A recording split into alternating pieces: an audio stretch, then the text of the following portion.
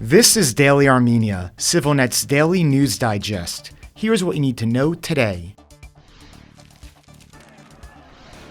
As of this afternoon, at least 26 protesters had been detained and 3 police officers injured as Armenia's daily anti-government protests escalated sharply with scuffles outside the Foreign Ministry building in central Yerevan. Archbishop Baghdad Galstanian, the protest leader, and his supporters laid siege to the ministry building today by forming a blockade around it as Galstanian demanded a meeting with Ararat Mirzoyan, Armenia's top diplomat. Galstanian initially gave Mirzoyan half an hour to meet with him and provide answers about the ongoing border delimitation process with Azerbaijan, which the protesters call illegal. When that deadline expired, Galstanian again demanded Mirzoyan present himself to the crowd, saying if he doesn't, it will confirm he is a traitor and Azerbaijani agent. He called out to Mirzoyan, "Either you come down and give an answer, or we will come up." In response, Armenia's Human Rights Defender's Office called on both law enforcement and the protesters to avoid any attempts at escalating the situation. Since the protests erupted last month, hundreds of Galstanian's supporters have been detained for taking part in acts of civil disobedience. Videos posted to social media appear to show numerous instances of police officers using disproportionate force to subdue protesters. As of today, the authorities have brought no criminal charges against any police officers.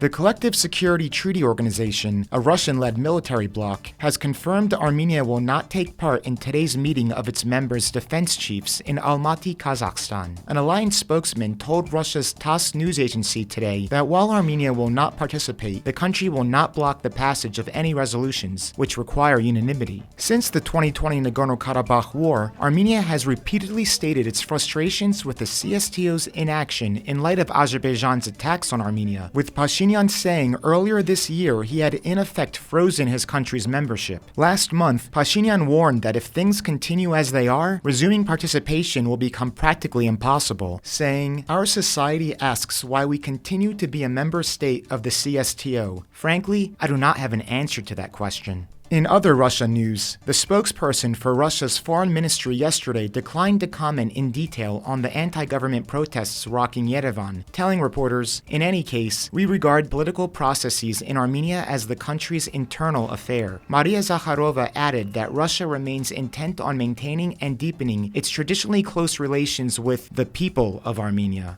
For his part, Pashinyan and his political allies have accused the protest leaders of being Russian spies and acting on the Kremlin's orders, charges they deny. The Armenian government has indicated it will ask international donors and governments to assist in the rebuilding of communities and pieces of infrastructure damaged over the weekend in historic flooding across northeastern Armenia, which left 4 people dead. "I think that we should ask our international partners to provide concrete assistance, especially in the field of bridge construction," Pashinyan said yesterday in response to the massive scale of the disaster. For his part, Ganel Sanosyan, the infrastructure minister and head of a government task force in charge of addressing the disaster, said the damage is so extensive that the amount of losses is still being calculated. Particular concern are the more than a dozen destroyed bridges, which has left a number of communities cut off from the rest of the country. 2 international highways to Armenia's main border crossing with Georgia are both said to be barely passable after emergency repairs allowed them to reopen, while more than a mile of railroad track connecting Yerevan and Tbilisi has also been washed away. Today, Sanosyan-led foreign diplomats posted to Armenia on a tour of parts of the disaster zone. Representatives of Greece and Canada both told Radio Azaduchun, RFE-RL's Armenian service, that their governments are ready to support reconstruction efforts. Iran's acting foreign minister, Ali Khani, told his Armenian counterpart earlier this week that Tehran is also prepared to help.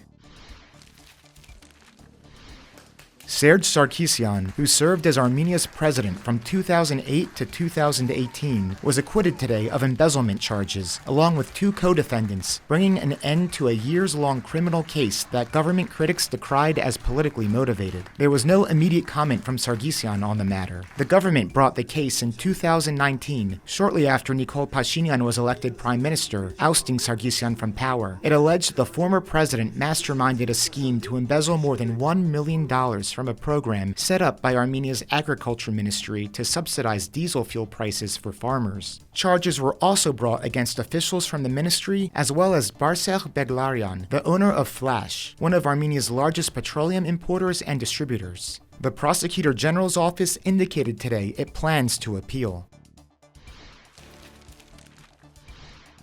And finally, the CivilNet number of the day is 12 billion. That's because Armenia's national debt has now surpassed $12 billion, rising by 1.9% in just the first 4 months of the year. That number is up after Armenia assumed Nagorno-Karabakh's outstanding loans and liabilities at the end of last year in the wake of the local administration's collapse.